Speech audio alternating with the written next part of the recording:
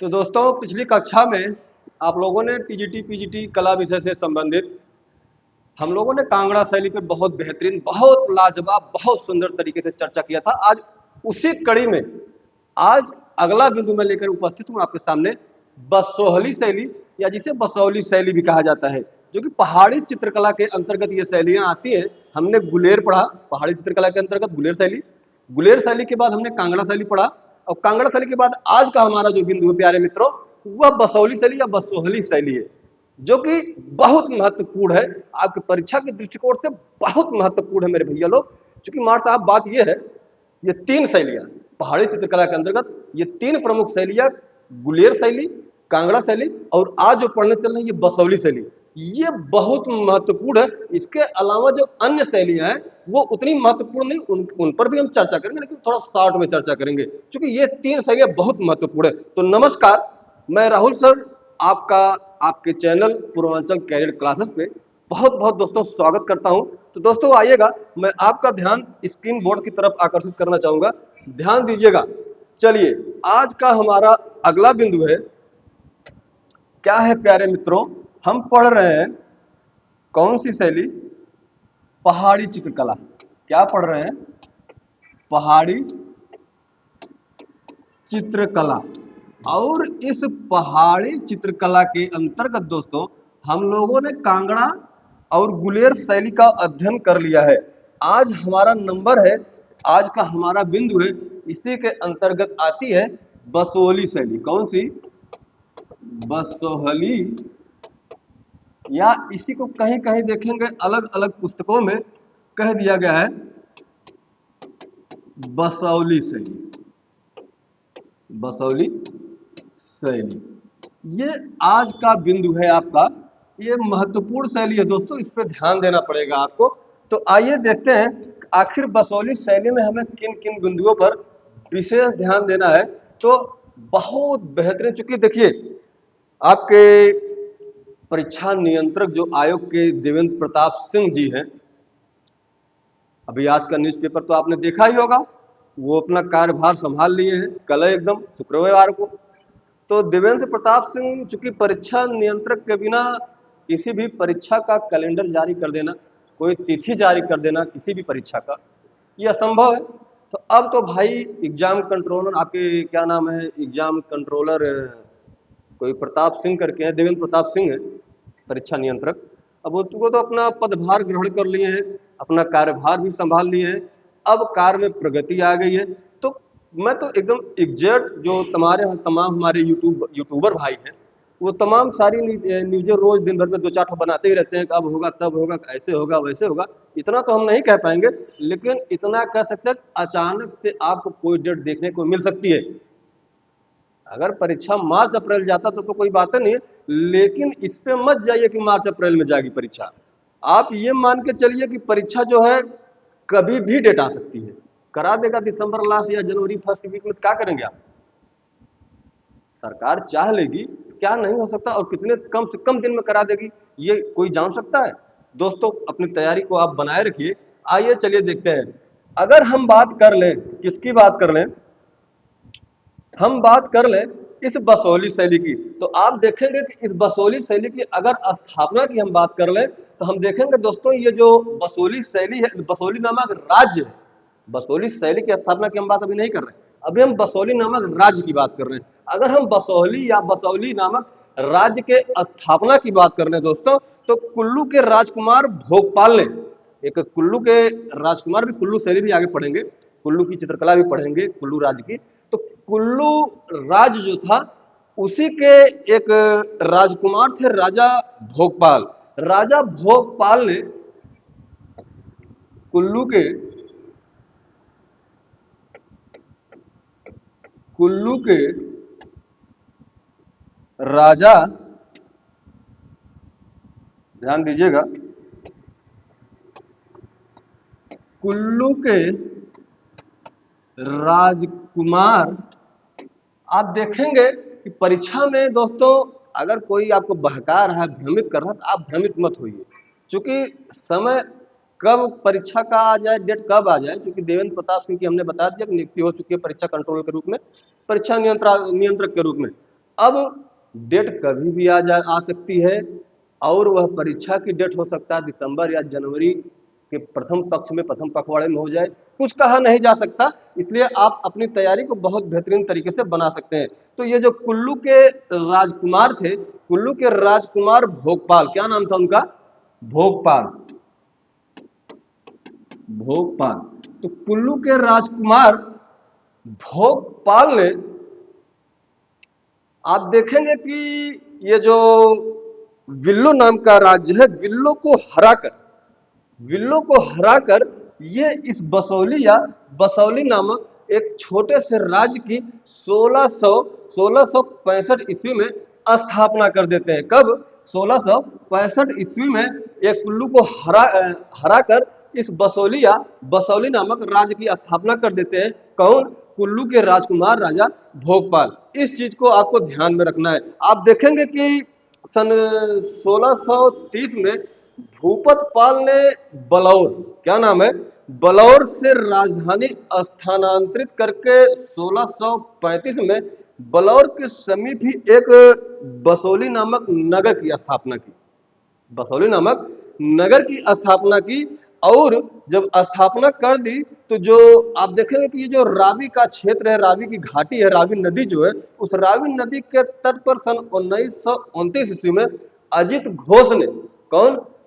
मतलब इनकी स्थापना की बात हो गई। लेकिन अगर आपसे पूछ ले कि सर्वप्रथम इस शैली को प्रकाशित करने का श्रेय किसे जाता है सर्वप्रथम, तो अभी हम चीजें दोनों, दो बातें हैं प्रकाशित करने में। एक तो हमारा भारत का जो वार्षिकी होता है, एक तो रूपम पत्रिका, एक रूपम पत्रिका में प्रकाशित किया गया 1929 में, और उसके पहले 1918 1920 में जो प्रतिवर्ष भारत पुरातत्व विभाग जो निकालता है वार्षिकी प्रतियोगिता पत्रिका, उसमें इसका वर्णन किया गया। उसमें सर्वप्रथम उसी में इसकी जानकारी दी गई है। इसमें ध्यान दीजिएगा, अभी हम आगे उस बातों पर चर्चा करेंगे। लेकिन सबसे पहले आप ये जानिए कि ये जो बसौली शैली है या बसौली नामक जो शैली है, यह जो इस राज्य में पनपी फली, किस राज्य में? बसौली राज्य में। उसके संस्थापक यही राजकुमार भोगपाल रहे हैं। सन 1765 ईस्वी में इसकी स्थापना कर देते हैं। किसकी? इस बसौली नामक राज्य की स्थापना कर देते हैं सन 1765 ईस्वी में। लेकिन उसके पहले आप देखेंगे कि ये जो बसौली है, ये बसौली राज दोस्तों रावी नदी घाटी में स्थित जो बसौली है, रावी नदी घाटी में, वह चाहे चंबा हो, उधमपुर हो, जम्मू हो, लखनपुर हो, आदि जो जसरौटा रियासतों से घिरा हुआ है।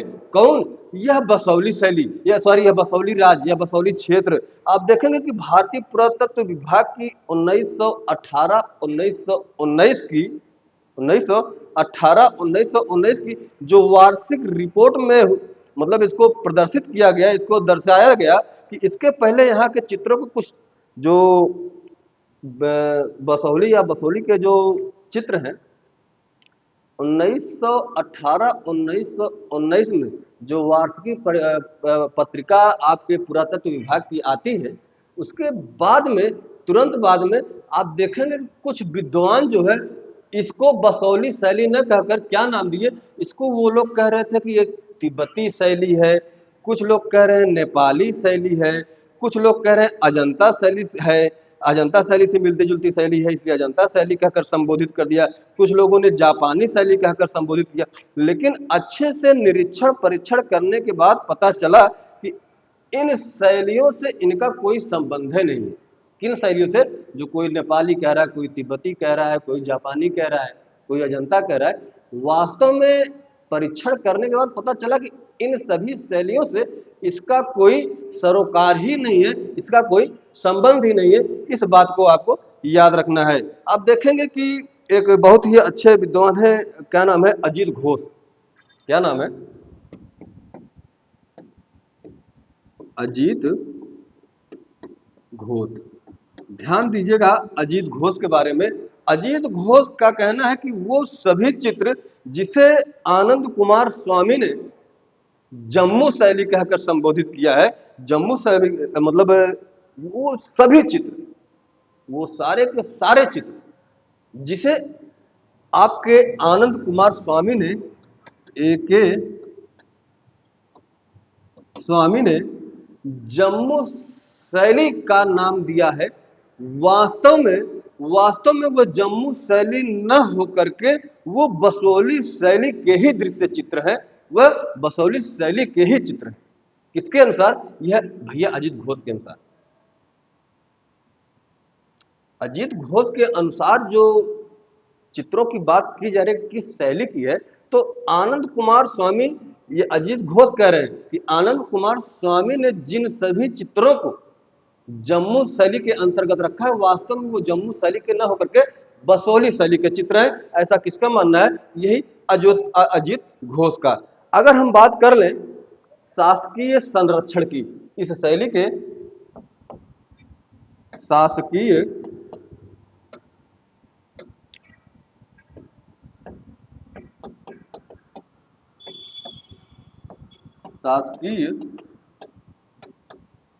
संरक्षण की अगर हम बात कर लें, दोस्तों ध्यान दीजिएगा, शासकीय संरक्षण में आप कहने का मतलब है कि ये जो बसोली नामक राज्य है और इस राज्य में पनपने वाली शैली जिसे बसोली शैली कहा गया, इन शैली को किन किन शासकों ने संरक्षण देने का काम किया, उसको आगे बढ़ाने का काम किया, वही चीज हम इसके अंतर्गत देखेंगे। शासकीय संरक्षण के अंतर्गत किन किन शासकों का इस शैली के विकास में योगदान रहा तथा किन किन शासकों का इस शैली का संरक्षण प्राप्त था, इसके बारे में इतना ही देखेंगे। आइए देखते हैं कि बसोली शैली में अगर हम शासकों की बात कर ले कि किन किन शासकों का इस शैली में, किन किन शासकों का इस शैली के लिए संरक्षण प्राप्त था, तो आप देखेंगे बड़ा ही महत्वपूर्ण नाम है। एक नाम मिलता है कृष्णपाल।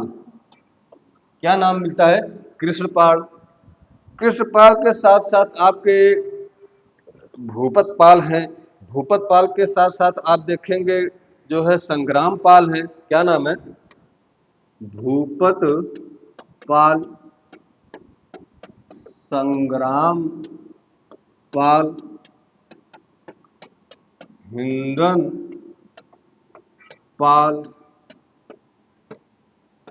कृपाल पाल। तो ये जो दोस्तों कृपाल पाल है, ये जो नीचे लिखा है, कृपाल पाल को याद रखिएगा, बहुत महत्वपूर्ण शासक है और इस शैली में इसका सबसे ज्यादा योगदान भी रहता है और यह शैली इसी के समय में अपने चरम को प्राप्त करती है। इसके अलावा आपके जितपाल हैं, अमृतपाल हैं।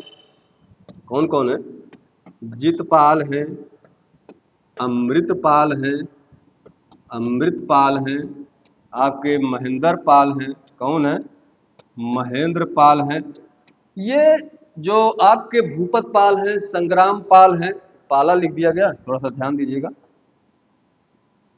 हाँ, चलिए, भूपत पाल है, संग्राम पाल है, हिंदन पाल है, अमृत पाल है, जित पाल है, कल्याण पाल है। क्या है? आपके कल्याण पाल नहीं लिखेगा भाई, चलो लिख देते हैं कल्याण पाल, कल्याण पाल। कह सकते हैं कि आदि शासकों का इस बसोहली शैली के विकास में बड़ा ही महत्वपूर्ण योगदान रहा। यानी शासकीय संरक्षण नाम की जो हमने हेडिंग बनाई है, इसका यही मतलब है कि इस बसोहली शैली को विकसित होने में किन किन शासकों का संरक्षण था, योगदान था। तो बसोहली शैली के विकास में, बसोहली शैली को संरक्षण देने में ये जो शासक हुए, एक है कृष्णपाल, कृष्णपाल के साथ साथ भूपतपाल या भूतपाल, आपके संग्रामपाल, संग्रामपाल के साथ साथ हिंदनपाल, हिंदनपाल के साथ साथ जितपाल, जितपाल के साथ आपके अमृतपाल, महेंद्रपाल, राम कृपा। ओहो, कहाँ चले गए भाई? थोड़ा सा इधर चलिए। बस, कृपाल पाल। कौन है? कृपाल पाल। कृपाल पाल के साथ साथ आपके कल्याण पाल है। इन सभी राजाओं ने, इन सभी शासकों ने इस बसोली नामक शैली को संरक्षण दिया तथा उसके योगदान में अपनी एक महत्वपूर्ण भूमिका भी अदा की, निभाई। दोस्तों ये चीज याद रखिएगा। चलिए आगे बढ़ते हैं। आप देखेंगे कि ये जो कृष्णपाल है, ये कृष्णपाल, कृष्णपालिया। ये जो कृष्णपाल है दोस्तों, यह कृष्णपाल अकबर का समकालीन था। किसका समकालीन था? जो मुगल वंश का शासक था अकबर, उस अकबर का यह कृष्णपाल समकालीन था। आप देखेंगे कि इसने बसोली नगर बसाकर, किसने? कृष्णपाल की बात हो रही है। इसने बसोली नगर बसाकर और उसको अपनी राजधानी बनाया। बसोली को अपनी राजधानी बनाकर आप देखेंगे कि बसोली को अपनी राजधानी बनाने का कार्य इसी कृष्णपाल ने किया। यह अकबर का समकालीन था। इसका एक चित्र भी मिला है, जिसमें इसका चित्र जो मिला है उसमें आप देखेंगे कि शाहजहां का स्वागत करते हुए इस कृष्णपाल को चित्रित किया गया है, प्रदर्शित किया गया है, अंकित किया गया है, दिखाया गया है। किसको? है कृष्णपाल चाचा को। कृष्णपाल चाचा अकबर के समकालीन रहे, पहली बात। दूसरी बात, इनके बारे में याद रखा कि इनका एक चित्र मिला है।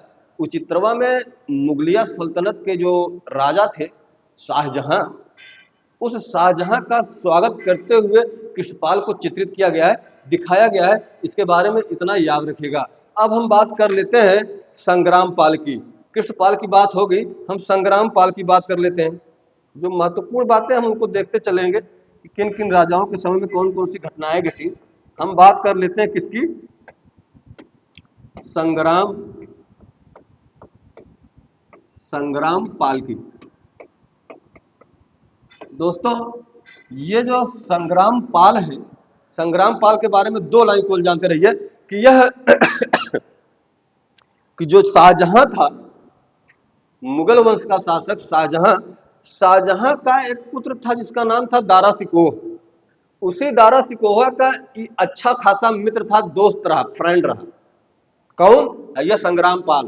तो संग्राम पाल शाहजहां के पुत्र दारा सिकोह का एक अच्छा फ्रेंड था, मित्र था, दोस्त था। तो मुगल रानियों ने इसे हरम में बुलाकर पुरस्कार भी, गिफ्ट भी देने का काम किया। किसे? यह संग्राम पाल को। आप देखेंगे एक राजा है कृपाल पाल, उनके बारे में बस संग्राम पाल के बारे में इतने जाना कि दारा सिकोह का मित्र रहा, और दारा सिकोह के रहा? शाहजहां लड़का रही। चला, इनको रानियों ने अपने हरम में बुलाकर मतलब कई प्रकार के पुरस्कार दिए, कई गिफ्ट दिए, उपहार दिए संग्राम पाल को। आगे हम पढ़ते हैं कृपाल पाल के बारे में, महत्वपूर्ण बात इनके बारे में, यही यही क्वेश्चन बनेगा। कहां से? कृपाल पाल। ध्यान दीजिएगा इनके बारे में। किनके बारे में? कि चाचा कृपाल पाल के बारे में।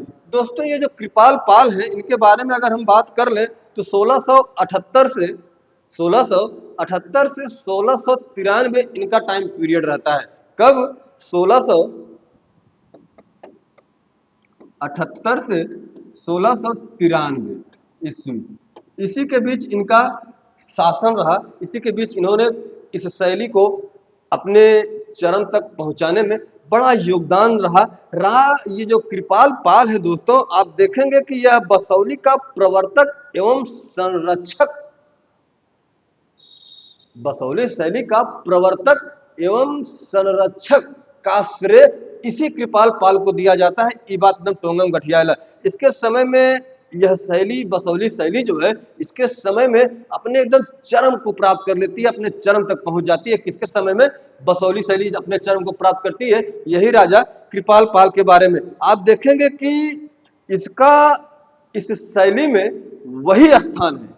किसका? बतिया जवन कहा जाती है, एक बिंदुआ पे एक शब्दों पर गौर फरमाया कि कृपाल पाल का इस बसोली शैली में वही स्थान है जो स्थान कांगड़ा शैली में संसार चंद का था। मतलब कांगड़ा शैली भी अपने चरम पर पहुंची थी राजा संसार चंद के समय में, और राजा संसार चंद का कांगड़ा शैली के पुष्पित, पल्लवित एवं विकसित होने में, चरम तक ले जाने में बहुत बड़ा योगदान था। ठीक उसी प्रकार इस बसोली शैली में ये जो कृपाल पाल है, बसोली शैली को अपनी चरम तक ले जाने में ये बहुत बड़ा योगदान देते हैं। एक नाम मिलता है मेदनी पाल का। मेदनी पाल ने बसोली में रंग महल और शीश महल बनवाने का काम किया। कौन? मेदनी पाल। मेदनी पाल इन्होंने रंग महल व शीश महल, शीश महल कहाँ? बसौली में, बसौली में बनवाने का काम किया दोस्तों। किसने? यही जो आपके मेदिनी पाल हैं, इनके बारे में इतने जानते रहिएगा। और शीश महल बनवाया, साथ ही साथ रंग महल बनवाया बसौली में। किसने? इस मेदिनी पाल ने।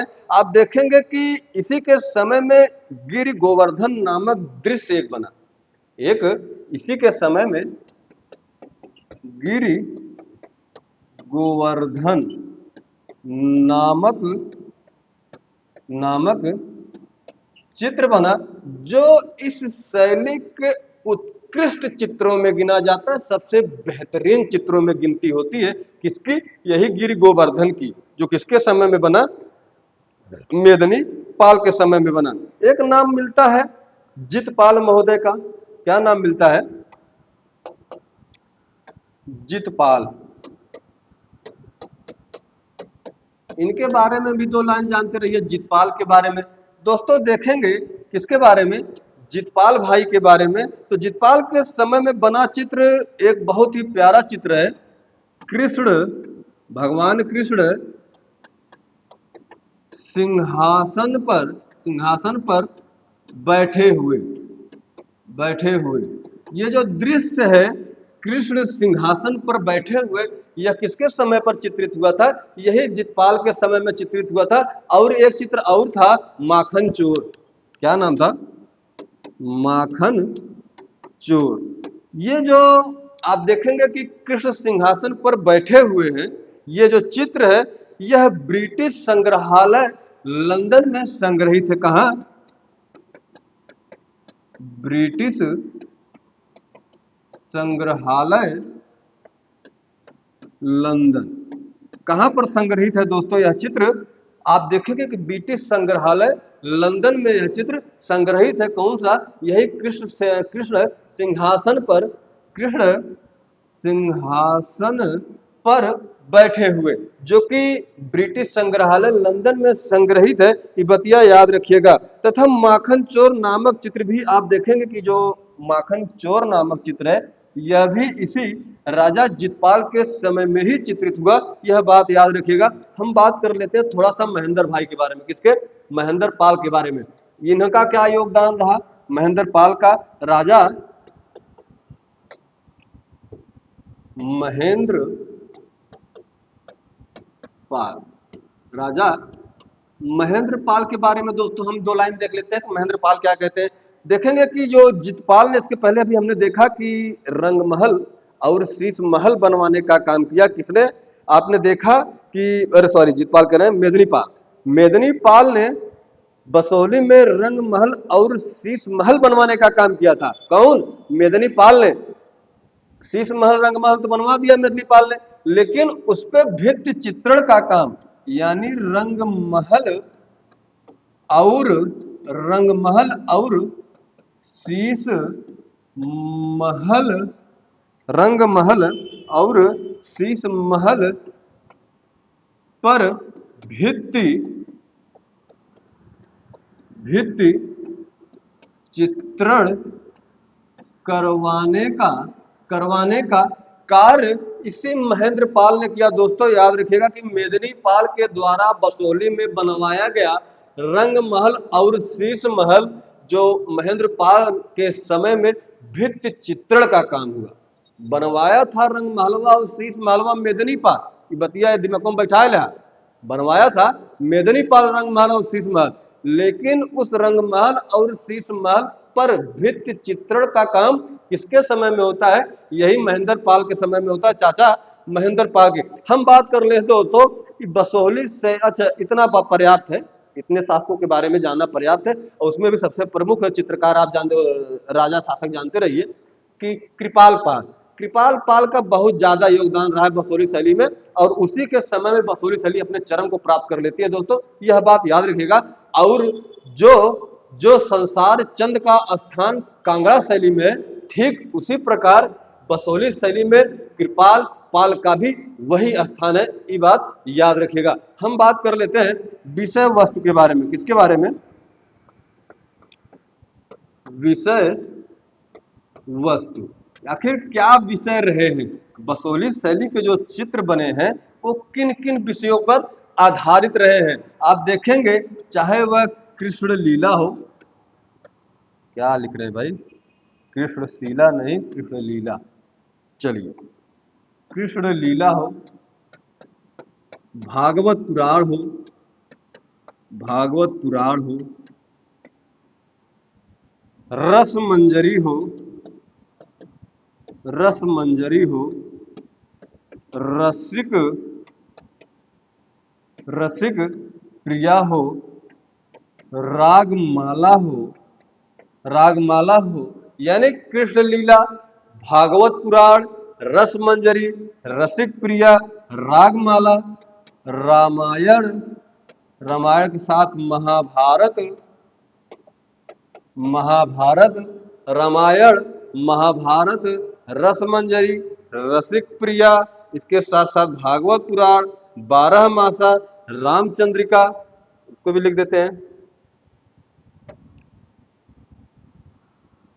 एक सेकंड इधर आइए भाई। ए, ए, बस बस बस यहीं ठहर जाओ, बस चलो। आपका रामचंद्रिका, रामचंद्रिका, 12 मासा, 12 मासा, ठीक। आप देखेंगे कि प्रमुख विषयों में जो प्रमुख विषय वस्तु रहा बसोली शैली का, जिसको आधार बनाकर इस शैली में चित्रण का कार्य हुआ, उसमें विषय वस्तु में कृष्ण लीला है, भागवत पुराण है, रसमंजरी है, आपका रसिक प्रिया है, रागमाला है, रामायण है, महाभारत है, रामचंद्रिका है, 12 मासा है।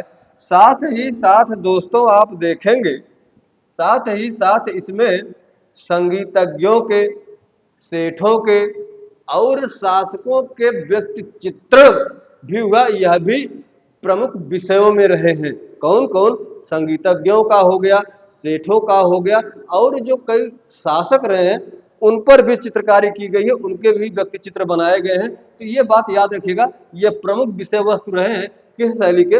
बसोली शैली के। बस इतना जानते रहिए, अगर फोटो ले मनोज इसके साथ ले ला, आगे बढ़ेंगे। हम बात कर लेते हैं प्रमुख चित्रकार की। तो प्रमुख चित्रकारों में दोस्तों बहुत ज्यादा नाम नहीं याद रखना है, 2-3 नाम याद रखना है इसमें। प्रमुख चित्रकार में,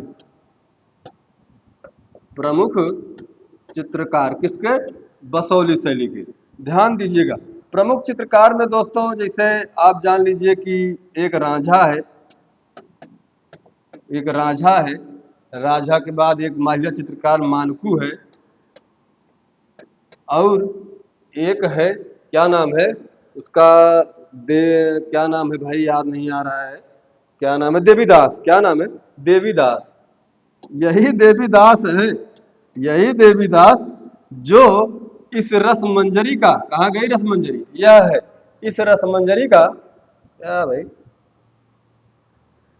यही देवीदास इस रस मंजरी का चित्रण करने का काम किया था। कौन? यही देवीदास जो है दोस्तों, इसको याद रखिएगा, क्वेश्चन यहाँ से बनता रहता है कि देवीदास ने रसमंजरी का, ये जो कृपाल पाल हमने नहीं पढ़ा था कि जिसके समय में यह शैली अपने चरम को प्राप्त कर लेती है, उसी के समय का यह चित्रकार था देवीदास। तीनों नाम याद रखना, महिला चित्रकार मानकू का, राजा का, राजा नैनसुख का लड़का रहा, यह बात याद कर लिया। जो राजा नाम का चित्रकार है ये नैनसुख का लड़का है, नैनसुख का लड़का यही राजा है, महिला चित्रकार मानकू है। मानकू के अलावा एक बहुत प्रमुख चित्रकार रहा जिसका नाम देवीदास है। कि देवीदास जो है रसमंजरी का जो है चित्रण करने का काम करता है, किसके समय में? राजा कृपाल पाल के समय में। यह बात आपको याद रखनी है, एकदम टोंगा में गठिया ले को भैया लोग। आगे बढ़ेंगे, हम बात कर लेंगे इस शैली की विशेषताओं के बारे में कि आखिरकार इन शैली की क्या विशेषताएं रही है। कौन सी शैली की? बसोली शैली की। तो हम देखते हैं इस शैली की विशेषताएं, विशेषताएं ध्यान दीजिएगा, ध्यान दीजिएगा दोस्तों। अगर हम विशेषताओं की बात कर ले इस शैली की, तो जो पुरुष व नारी आकृतियां बनी है इस शैली में, उसमें देखेंगे कि नेत्र पद्माकार और जो विशाल कर्ण स्पर्शी बनाए गए हैं, कर्ण स्पर्शी भी बहुत एकदम ऐसे बना दिए हैं, मतलब विशाल नेत्र कर्ण स्पर्शी बना दिया गया, चाहे पुरुष की आकृति हो चाहे वो नारी की आकृति हो। किसके बसोली शैली में यह एक विशेषता है। आप देखेंगे कि स्त्री आकृतियों को, मतलब जो नारी, महिला, मेहरारू, स्त्री आकृतियों को पुरुष आकृतियों की अपेक्षा अधिक ओजपूर्ण बनाया गया है। किस शैली में?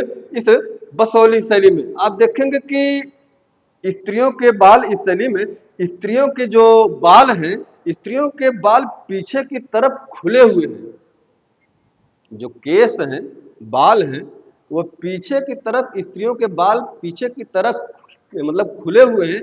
और दो चार बाल, जिसे आजकल नहीं देखते हैं, रोड पे निकल जाइए देखिए तो दो चार बाल अगवा लटका है, नहीं देखते होंगे, अगवा लटका लेंगे, लग कैंची काटी दे पूरा बराबर ऐसा लोग के। तो दोस्तों इसकी जो विशेषताएं हम पढ़ रहे हैं, विशेषताओं में, तो इसमें स्त्रियों की जो आकृतियां बनी है उसमें बाल पीछे की तरफ खुले हुए बनाए गए हैं तथा दो चार बाल कपाल के आगे लटका दिए गए हैं, मतलब थोड़ा सा सुंदर लगे। कहा मतलब इतने है, यह एक प्रमुख विशेषता है कौन शैली के? यह बसोली शैली की। आप देखेंगे कि इसमें जो आकृतियां हैं मतलब ज्यादातर एक चश्मे में बनी है। यह भी बात याद रखिएगा कि ज्यादातर ज्यादातर आकृतियां एक चश्म में बनी हुई है। किस शैली में? इस बसोली शैली में। इसको भी याद रखिएगा। आगे आप देखें, अगर बात कर ले कि यहाँ के चित्रों में जो है बहुत तेज व स्फूर्ति दिखाई देती है। जो बसोली शैली के चित्र हैं, यहाँ के चित्रों में दोस्तों बहुत स्फूर्ति व तेज दिखाई देता है। और यहाँ की अधिकतर आकृतियां एक चश्मे में बनी हैं। यह भी एक प्रमुख विशेषता इस शैली की है। इसमें देखेंगे कि चित्रों का जो संयोजन है वह सादा बना हुआ है। किस शैली में? इस बसोली शैली में। साथ ही साथ आप देखेंगे कि इसमें लाल पीले रंगों से जो पृष्ठभूमि बनाई गई है, किस रंग से? लाल व पीले रंग से। और चित्रों में क्षितिज रेखा को सबसे ऊपरी भाग में दर्शाया गया है। इसके पहले कांगड़ा शैली में हमने पढ़ा क्षितिज रेखा नीचे है, लेकिन इस शैली में, बसोली शैली में, इसके चित्रों में क्षितिज रेखा को ऊपरी भाग में दर्शाया गया है। यह बात याद रखिएगा, जो कि मेघों की पतली लंबी वत्तियों अथवा मतलब वक्राकार रूप में बनाया गया है। किस रूप में? वक्राकार रूप में बनाया गया है। चित्रों में हाशिए भी बने हैं जो ज्यादातर लाल रंग से बने हैं। किसमें? बसोली शैली के दोस्तों जो चित्र हैं उसमें जो हाशिए बनाए गए हैं वो ज्यादातर प्राय लाल रंग से बनाए गए हैं। यह भी बात याद रखिएगा। आप देखेंगे कि रंग योजना जो है बसोली शैली की, वह रंग योजना भी इसकी एक बड़ी अच्छी विशेषता है इस बसोली शैली की। आप देखेंगे कि रंग योजना जो बसोली शैली की एक प्रमुख विशेषता है, जबकि कांगड़ा शैली की प्रमुख विशेषता उसकी छंदमय रेखाएं हैं। बसोली शैली की विशेषता रंग योजना है, लेकिन कांगड़ा शैली की विशेषता आप देखेंगे तो उसमें छंदमय रेखाएं हैं। यह बात याद रखिएगा, इतना अंतर जानते रहेगा। आप देखेंगे कि बसोली शैली में रंगों का जो प्रयोग है वह बड़ा ही प्रतीकात्मक रूप से दिखाया गया है, बड़ा प्रतीकात्मक है।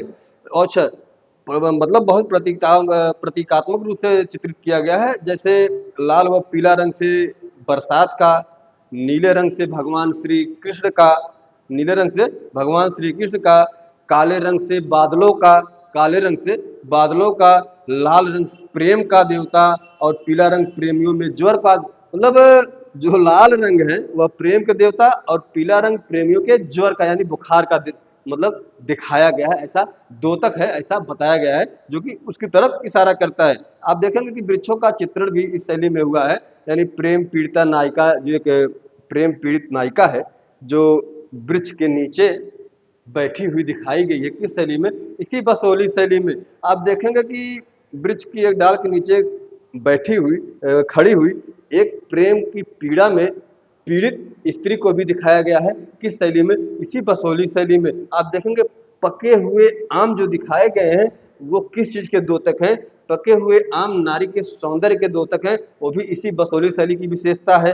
इसी बसोली शैली के अच्छा देखेंगे बसोली शैली के चित्र दोस्तों अभिजात न होकर के लोक कला पर आधारित है। क्वेश्चन सीधा पूछेगा कि बसोली शैली के चित्र किस पर आधारित है, तो लोक कला पर आधारित है। अभिजात पर यह नहीं आधारित है, यह बसोली शैली आपकी लोक कला पर आधारित है, इसको भी याद रखिएगा। आप देखेंगे कि इसमें सुंदरता लाने के लिए इन चित्रों में मोती के टुकड़ों को, मोती के टुकड़ों के साथ साथ सोनकिरवा पक्षी जो होती है उसके पंख को भी उस पर लगाने का काम किया गया है। इसी में नायिका के तीन भेदों का, नायिका के तीन भेदों को भी चित्रण करने का काम किया गया, जिसमें स्वर्गीय है, परकीय है और सामान्य है। इस बात को आप लोग एकदम टोंगा से गठिया लीजिए। और अगर प्रधानता की बात कर ले, इसमें लाल रंग की प्रधानता है दोस्तों, ये बात याद रखिएगा। आज के साथ मतलब आज अपनी क्लास को यही विराम दिया जाता है। कल की क्लास में हम दो शैलियों की तुलना कर लेंगे, उसके बाद आगे बढ़ेंगे। तब तक के लिए दोस्तों पढ़ते रहिए, व्यस्त रहिए, मस्त रहिए। माँ साहब लोग धन्यवाद, नमस्कार।